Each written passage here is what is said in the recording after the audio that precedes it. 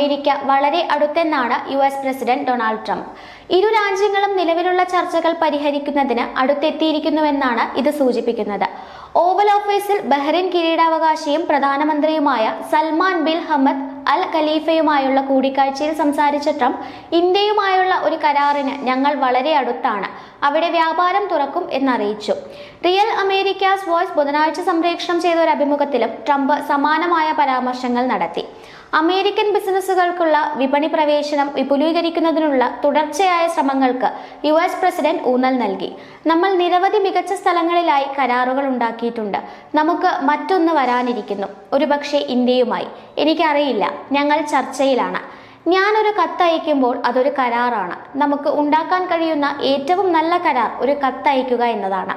കത്തിൽ നിങ്ങൾ 30%, 35%, 25%, 20% എന്നിവ നൽകുമെന്ന് പറയുന്നു. ഞങ്ങൾക്ക് പ്രഖ്യാപിക്കാൻ ചില നല്ല ഡീലുകളുണ്ട് എന്നും അദ്ദേഹം കൂട്ടിച്ചേർത്തു. ഇന്ത്യയുടെ വാണിജ്യ മന്ത്രാലയത്തിൽ നിന്നുള്ള ഒരു പ്രതിനിധി സംഘം പുതിയ വ്യാപാര ചർച്ചകൾക്കായി US-ൽ സന്ദർശനം നടത്തുന്നതിനിടെയാണ് ട്രംപിന്റെ പുതിയ പരാമർശങ്ങൾ. സമയബന്ധിതമായി വ്യാപാര കരാറുകളിൽ ഇന്ത്യ പ്രതിജ്ഞാബദ്ധമല്ലെന്ന് ഈ മാസം ആദ്യം വാണിജ്യമന്ത്രി പീയൂഷ് ഗോയൽ ഊന്നി പറഞ്ഞിരുന്നു.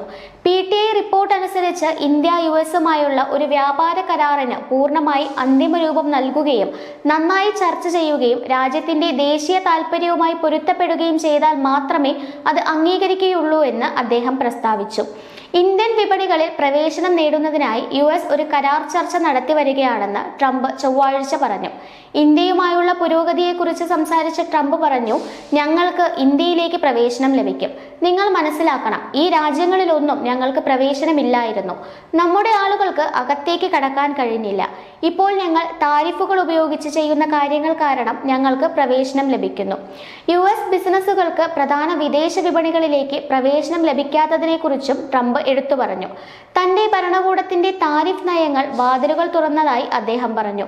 ചില സാധനങ്ങളുടെയും സേവനങ്ങളുടെയും തീരുവ 20%-ൽ താഴെയായി നിലനിർത്തുക, പ്രത്യേകിച്ച് തീരുവ കുറയ്ക്കുക എന്നിവ ലക്ഷ്യമിട്ടുള്ള ഒരു പരിമിത വ്യാപാര കരാറിനെ കുറിച്ച് ഇന്ത്യയും US-ഉം ചർച്ചകൾ നടത്തി വരികയാണ്. ചൊവ്വാഴ്ച ഇന്തോനേഷ്യയുമായി ഒരു പുതിയ വ്യാപാര കരാർ ട്രംപ് പ്രഖ്യാപിച്ചു. US-ലേക്കുള്ള എല്ലാ ഇന്തോനേഷ്യൻ ഇറക്കുമതികൾക്കും 19% തീരുവ ഏർപ്പെടുത്തി.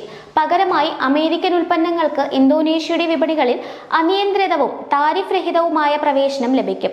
ഇന്തോനേഷ്യൻ ഇറക്കുമതികൾക്ക് 32% തീരുവ ഏർപ്പെടുത്താനുള്ള മുൻ നിർദ്ദേശം മാറ്റി സ്ഥാപിക്കുന്നതിനും US-ന് മികച്ച കയറ്റുമതി വ്യവസ്ഥകൾ ഉറപ്പാക്കാൻ സമ്മർദ്ദ തന്ത്രങ്ങൾ ഉപയോഗിക്കുന്നതിനുമായ ട്രംപിന്റെ വ്യാപാരത്തോടുള്ള ഉറച്ച സമീപനത്തെ എടുത്തു കാണിക്കുന്നതാണ് ഈ കരാർ. ന്യൂസ് ഡെസ്ക്, നഗരം ലൈവ്.